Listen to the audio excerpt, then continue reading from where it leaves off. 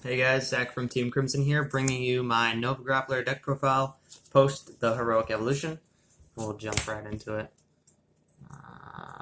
Running 4 copies of Illuminal Dragon, because he's nuts. So his skill is, at the end of the battle that your rearguard attacked and it didn't hit, Counterblast, stand it +10, and it swings again.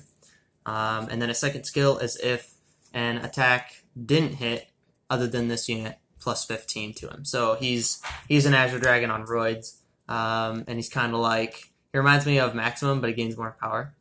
So he's pretty nice. And then obviously 4 copies of Azure, because you gotta run him too. He's nice. You usually ride him first, or you try to at least. Ride him, use Excel 2 most of the time. It doesn't really care which gift you use. I think it most of the time wants you to use Excel 2 because that extra draw power is nice. So you would ride him, draw a card with the Excel 2, and then his skill Counterblast, draw another card, and then call swing. So usually ride him first, and then throughout the game, depending on your situation, you can ride him or Illuminal. And then for the grade 2s, playing 4 copies of Kick Typhoon, because he's absolutely bonkers. So his skill is when he is called, you give one of your units plus 5,000, and it only goes off if he is ridden on Vanguard Circle or if he's placed on an additional Rearguard Circle. And then his second skill is the reason why he's so awesome, is the once per turn, when it attacks, if all of the Rearguard Circles in the front row are full, you Counterblast and stand one of your Rearguards. So usually I like to put him on an Excel circle. Obviously for skill, give a rearguard +5, and then when he swings, stand. A lot of the times I go for one of my grade 1 attackers, but he can just freestand anything for mass power early game. And then multiple swings late game, depending on what card you call.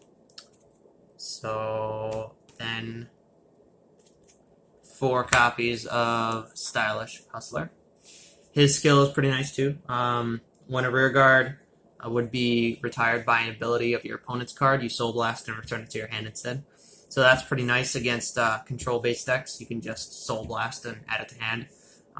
So most of the time they'll go after him. And how it works, if you have 2 of them, then you can use their skills. So if one is retired, Soul Blast, you can still bring this to hand.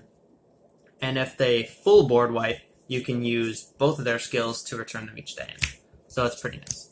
And then they also gain 3,000 for each card in the damage zone, so they can reach a maximum of plus 15,000 power, which is really awesome, considering it'll be 24 without being on an Excel circle, if you're at 5 damage. So it's pretty awesome. Then my favorite grade 2 to this day, Jackboy. You know what he does. You usually use him for combo skills to restand with Scarlet Bird. Otherwise, he's just a huge beat stick. And then 2 copies of Boomerang Thrower. Some decks don't play a lot of him. Some decks only play 1. I run 2 because I want to see him more often.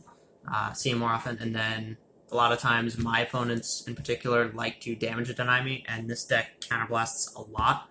And it Soul Blasts a lot as well. So to have that option to be able to countercharge and soul charge whenever he's placed is just really nice. And then yeah, run 2 just because you want to run into him more often. Grade 1s, we've got the 4 Clay Dolls, counterchargers, and late game it draws you a card, so that's really nice. If your hand is really low or your field's really low, then you just draw a card. That's pretty nice. And then Scarlet Birds to restand everything. Usually you use him with a Jack combo. And he works well with Azure, obviously, if the attack doesn't hit. And then 3 copies of Glance Dragon, the new one. So his skill is when he attacks, if you have a grade 3 Vanguard with Beast Deity in its card name, you Soul Blast and stand this unit. So it's really nice because it's whenever any other unit attacks.